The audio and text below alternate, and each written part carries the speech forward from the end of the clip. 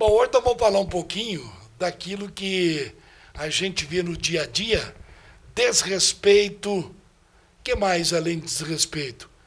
Desrespeito às leis, desrespeito ao outro cidadão, desrespeito de tudo, ao idoso principalmente, desrespeito quando se tem aquelas plaquinhas de sinalização, que é preferência do idoso, aí que eu vou te falar uma coisa, viu? Aí que o bicho pega mesmo. Para nossa honra, estamos recebendo aqui hoje o diretor de Engenharia de Trânsito, doutor Igor Lino. Ele que vai falar um pouquinho do trânsito na cidade de Anápolis. Seja bem-vindo, doutor. É um prazer tê-lo aqui. Bom dia, é um prazer mais uma vez estar aqui e espero aí poder esclarecer o maior número de dúvidas possíveis para a gente trocar uma ideia bacana e esclarecer bastante coisa para a população. Doutor Lino, o que é mais fácil? Multar o infrator ou tentar educá-lo? Acho que são duas missões bem complicadas. A multa acaba se tornando mais prática, porém a educação ela é essencial. O problema é que educando hoje você só consegue colher lá na frente. Infelizmente, educar aquele que já tem anos de vivência de trânsito, isso é mais complicado. Ele acaba não aceitando tão bem o papel do educador. Daí se faz necessário vir o fiscal e garantir que seja cumprido. Então acaba tendo que doer no bolso. Agora, a parte de educação para o trânsito, ela é importante, porém o nosso viés de maior ataque, que tem a maior eficácia, são a partir das crianças, aqueles que serão condutores. Então a CMTT como um todo, ela tem esse enfoque grande em atender e educar crianças até que chegue a se tornar condutores, né, aos 18 anos ou quando tire sua habilitação. Aí sim, a gente forma condutores com uma consciência muito diferente da que a gente tem visto hoje no dia a dia da nossa cidade. Doutor Igor, pedagogicamente a multa não é uma forma de educar o motorista infrator?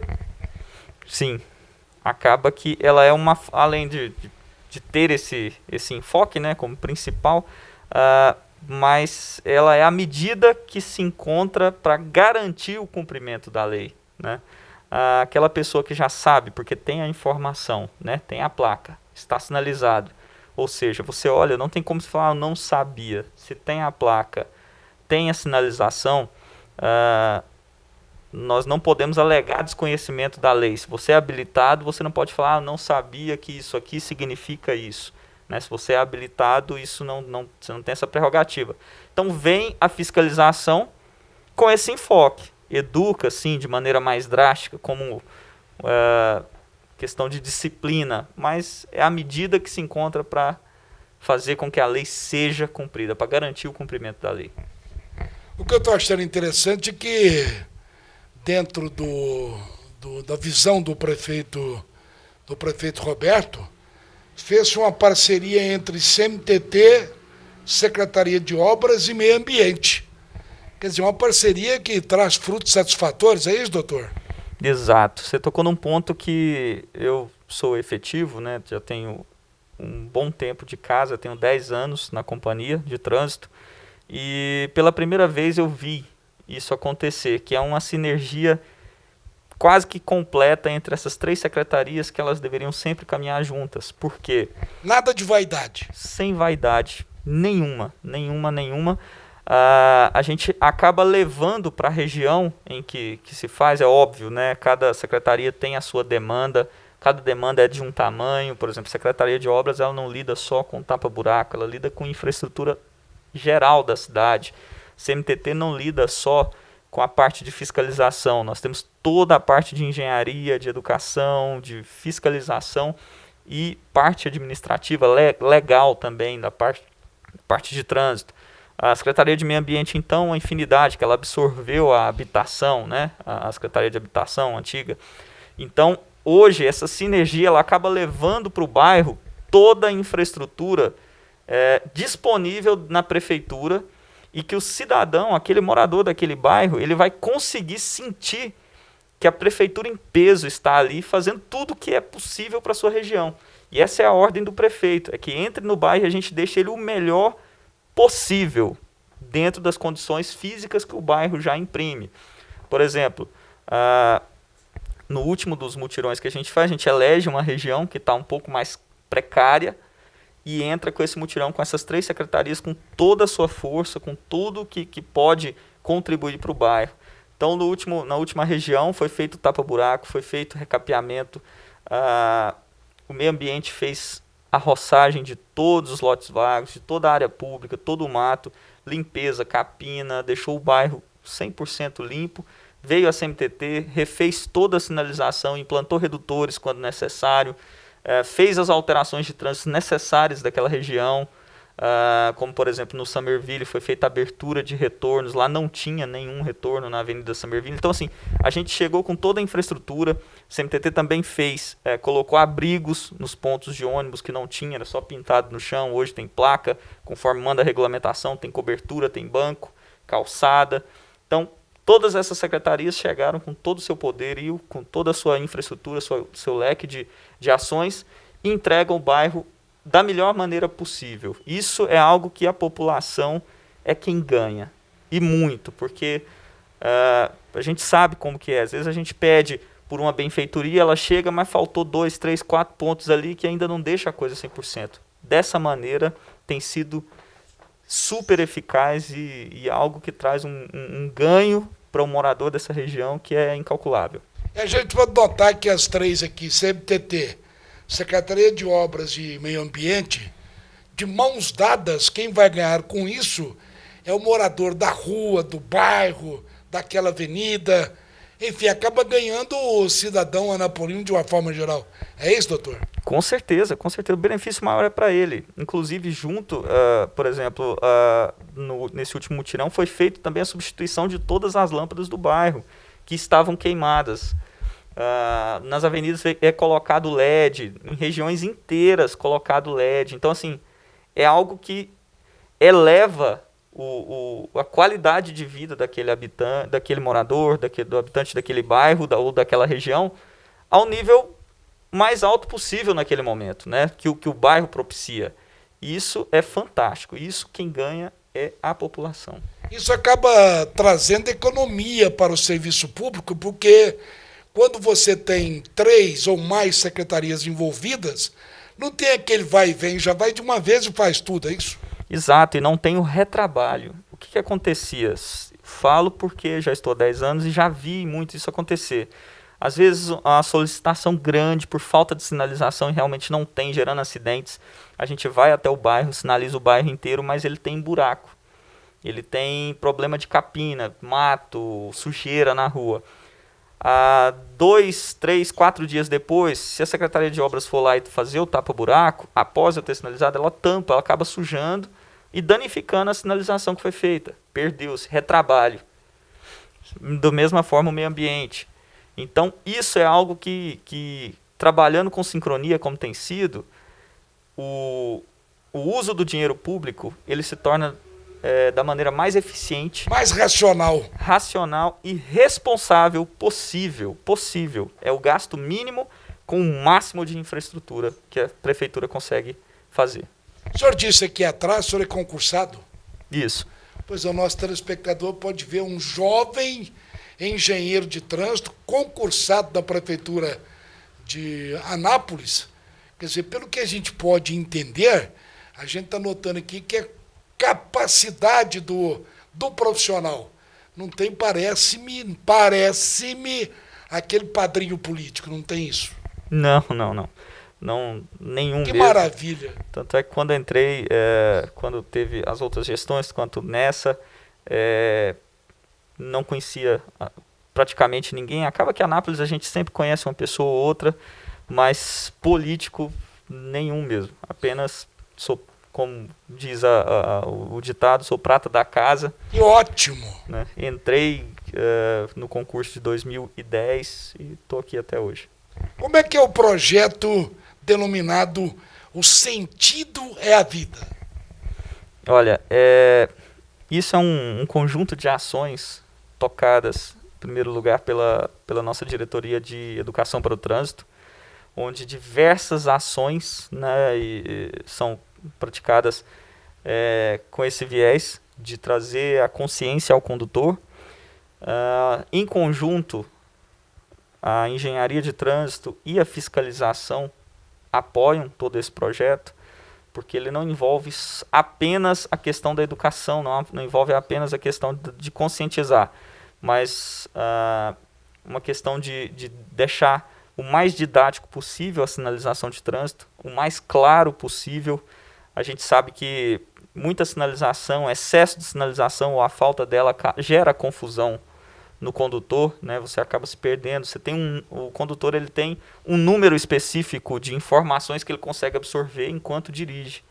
Então, excesso de informação isso confunde o condutor, a falta dela confunde ainda mais.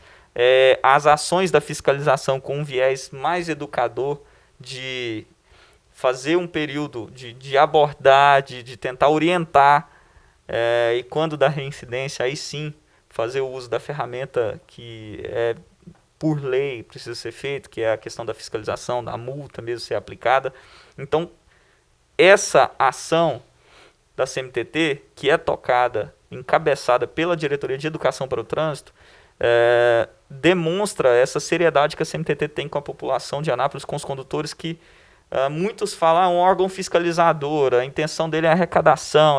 Não, tanto é que isso que é hoje, nosso jargão lá, a nossa frase, nosso objetivo é preservar vidas. Então, é encabeçado pela Diretoria de Educação, ela que inicia todo o trabalho educando, a gente resolve os problemas de sinalização que tem, como eu já citei, e por fim a fiscalização vem de maneira educativa, mas também com a ferramenta da multa para garantir o cumprimento dessa lei.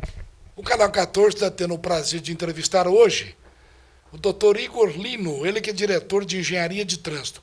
Na minha avaliação, doutor, a Avenida Brasil é uma das mais lindas avenidas das cidades do interior do Brasil. Dinâmica, bonita, maravilhosa. Vai ter uma sinalização específica só para ela, porque a gente vê aí uns excessos sendo cometidos.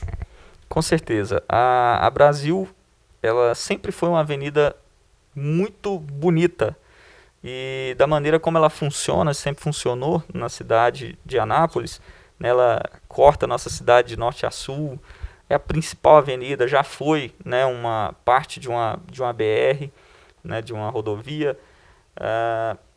É uma avenida, vamos dizer assim, é a nossa espinha dorsal.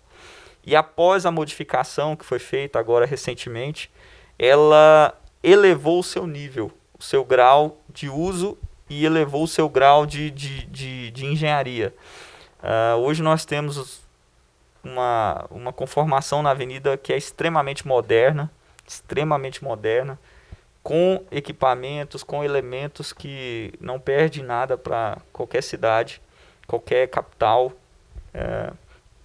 E nela, por isso, né, por conta dessa dinâmica, ela exige sim cuidados específicos.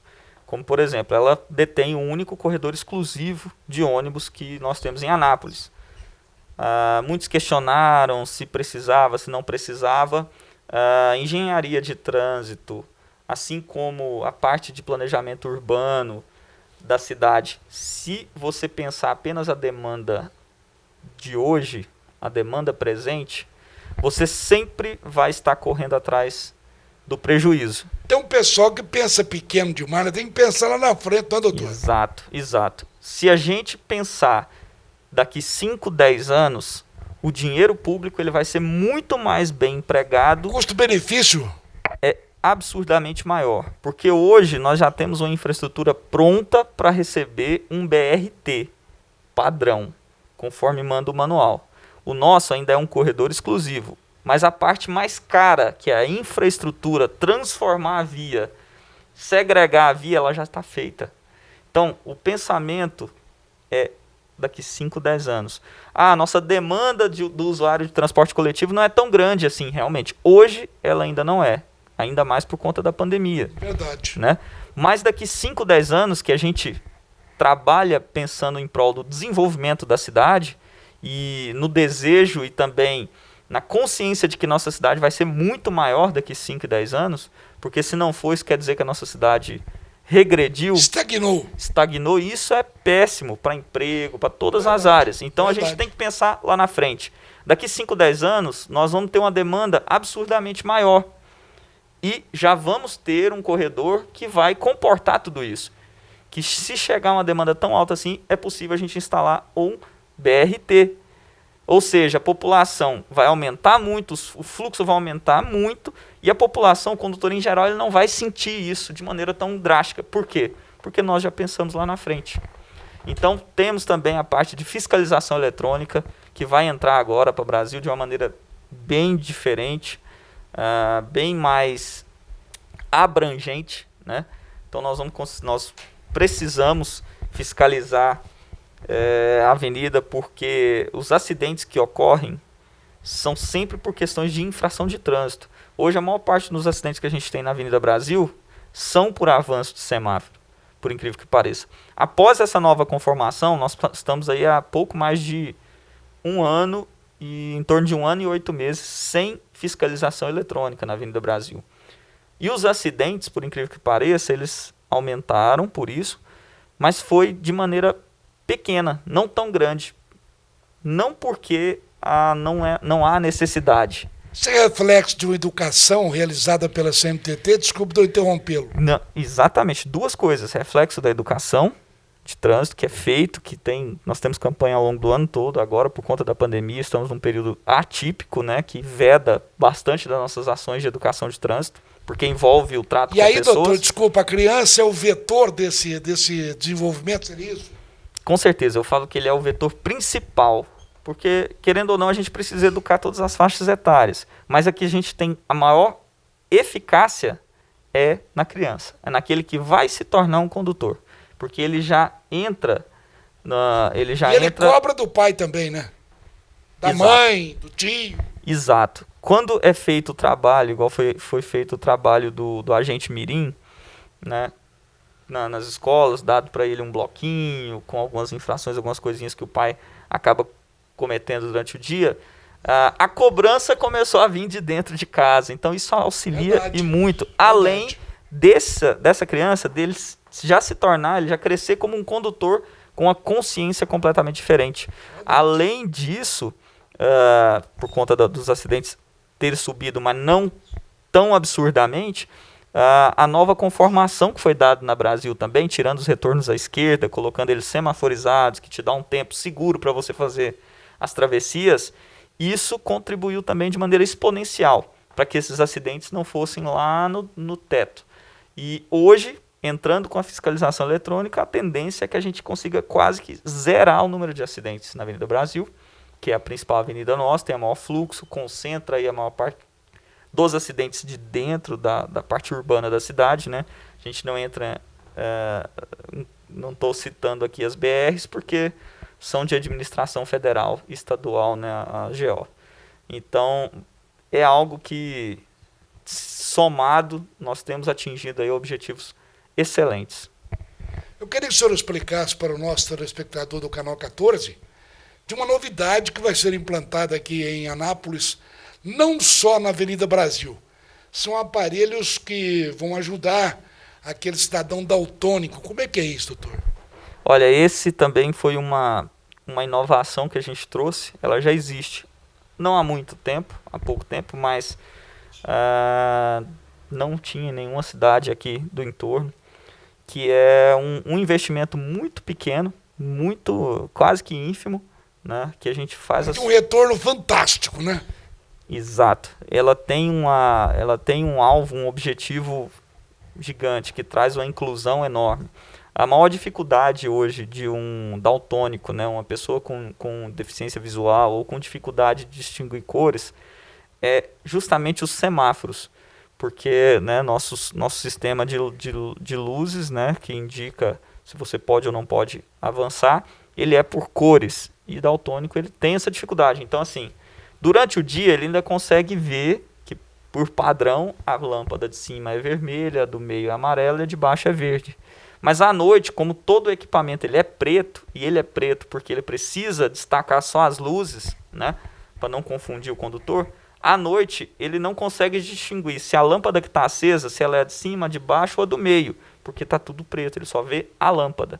Então, com essa novidade, que é a troca do anteparo dele, do semáforo, com uma faixa branca passada na altura da lâmpada amarela, ela é sempre visível, tanto de dia quanto de noite, refletiva. Quando o veículo se aproxima, o farol consegue fazer com que ela fique refletiva e se destaque.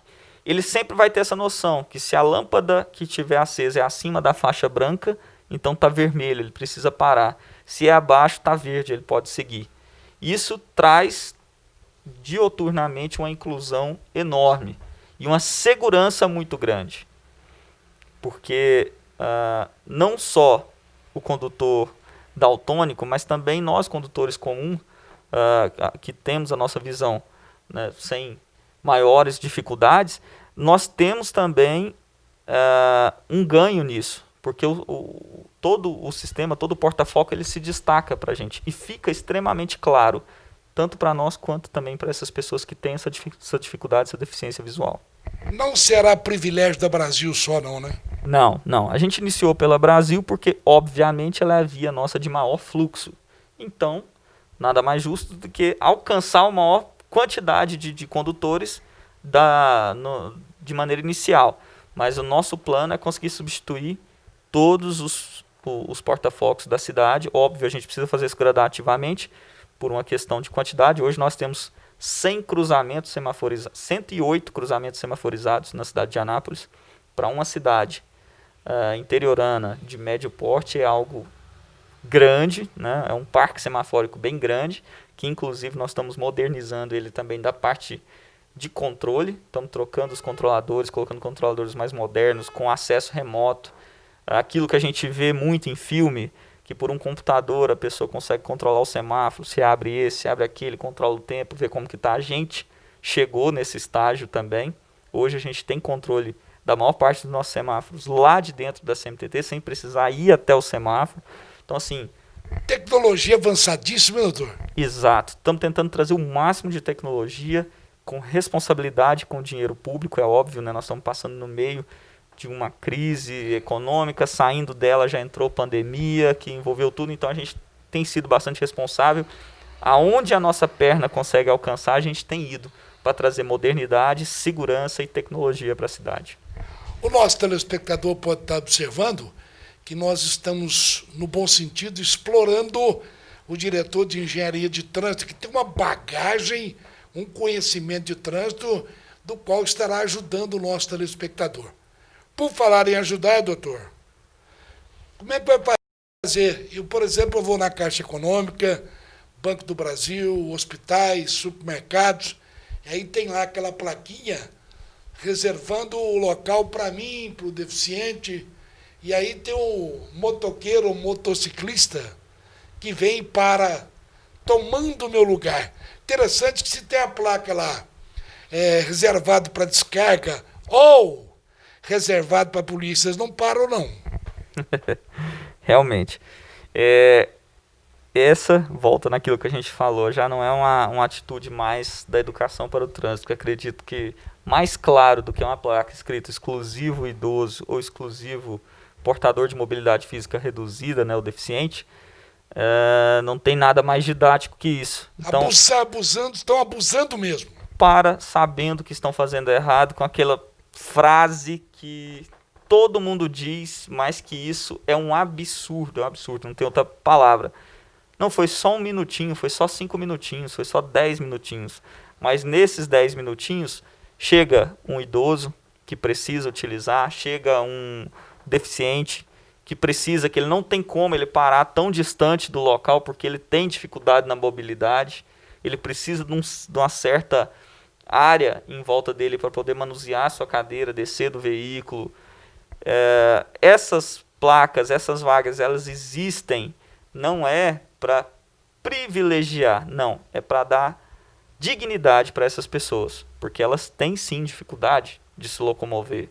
Então, eu que estou em plena saúde, tenho todos os meus movimentos ok, tenho vigor, por que eu não posso andar 2, 3 quadras? Eu tenho que colocar um idoso para fazer isso, eu tenho que colocar um deficiente, um cadeirante para fazer... O que eu faço? Eu chamo a polícia? CMTT.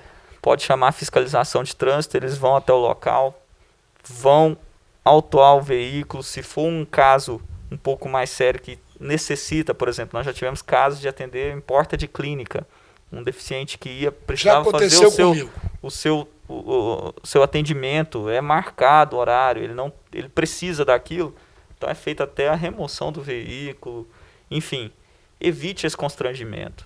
Não para a CMTT, porque a CMTT está cumprindo com o seu dever, que é fiscalizar, mas evite esse constrangimento para você.